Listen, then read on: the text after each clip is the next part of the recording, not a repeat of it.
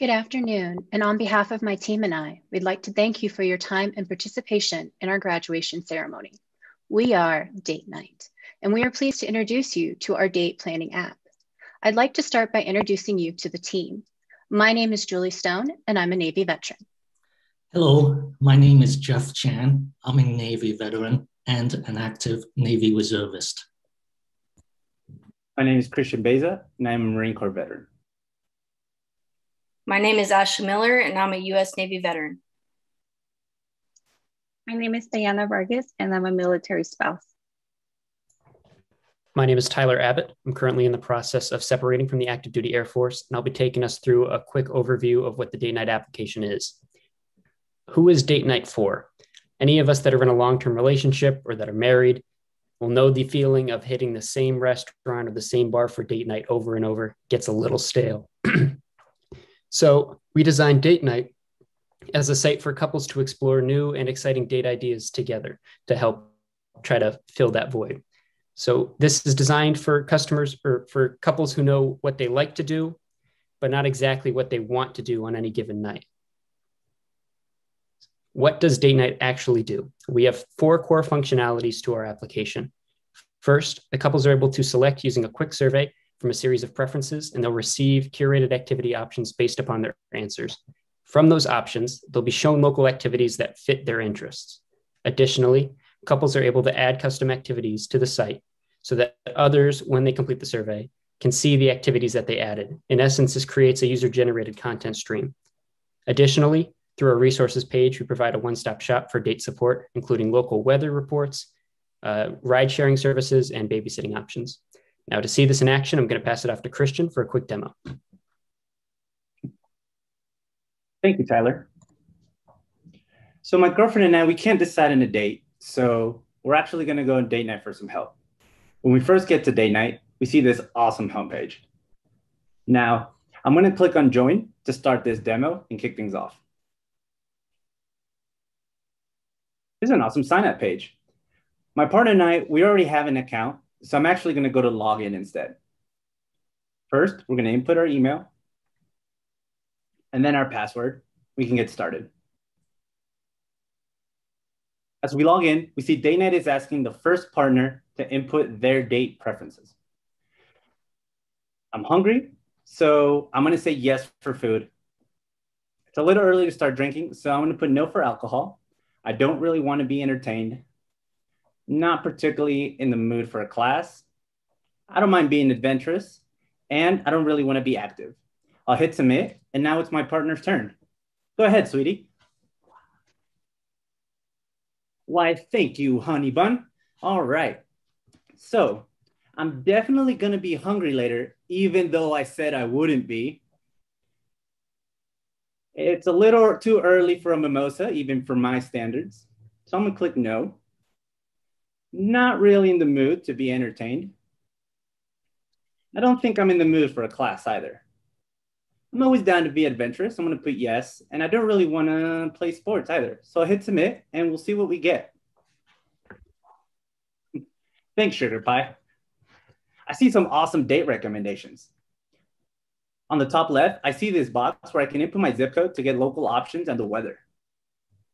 I'll input my zip code, and after I click submit, sure enough, I get the weather for my area.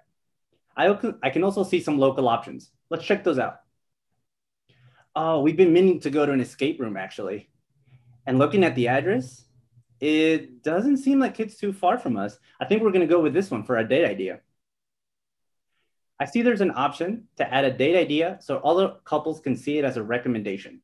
Let's do that. I'll click on add activity. And then I see there's my partner and I also love the theater. So we're going to add that as an option for other couples to enjoy. I input a name and a description, and I'll choose what category it pertains to. For now, it's just entertainment. I'll submit it, and awesome, it was successfully submitted. I also see there's a resources page. Oh, that's pretty cool. I can click on Uber, and it'll take me to their page, and then I just have to log in, and I can get a ride.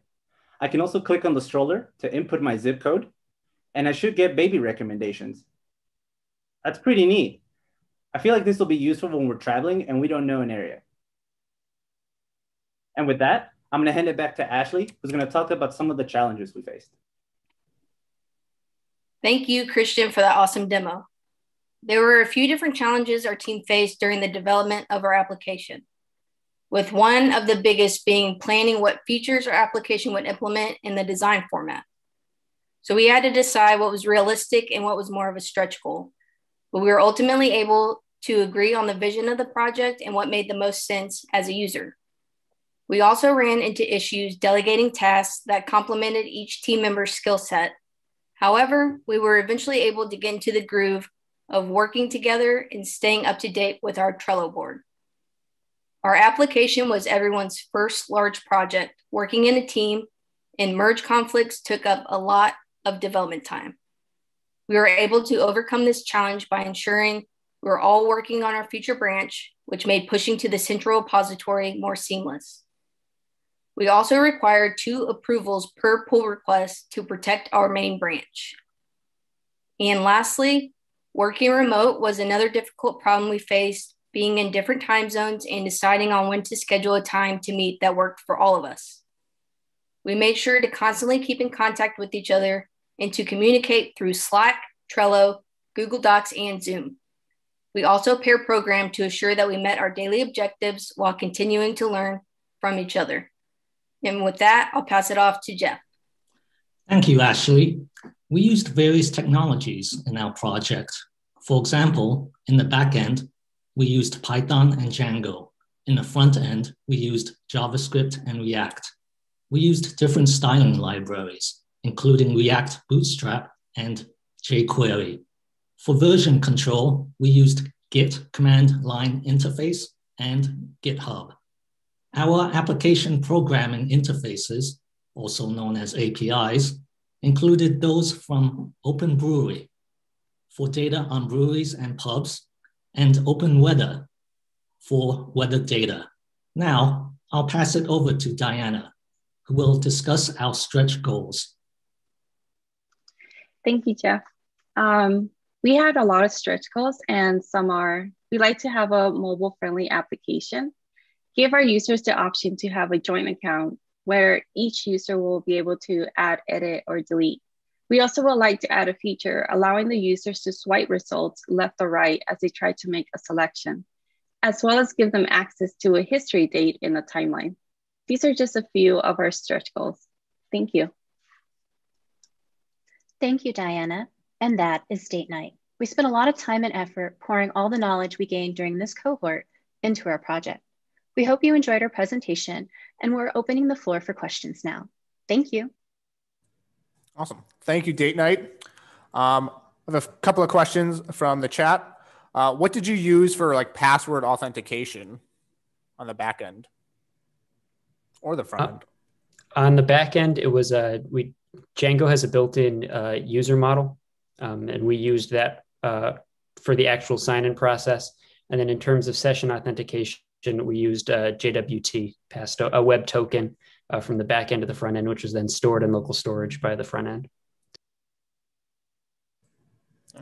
How did you approach the project? Did you use a sprints, Kanban board? How did you approach merge conflicts when PRing?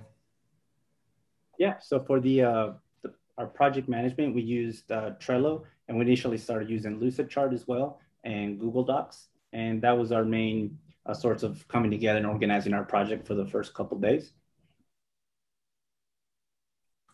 Awesome. Last question. Do any of the options also include the time of day or day of the week availability?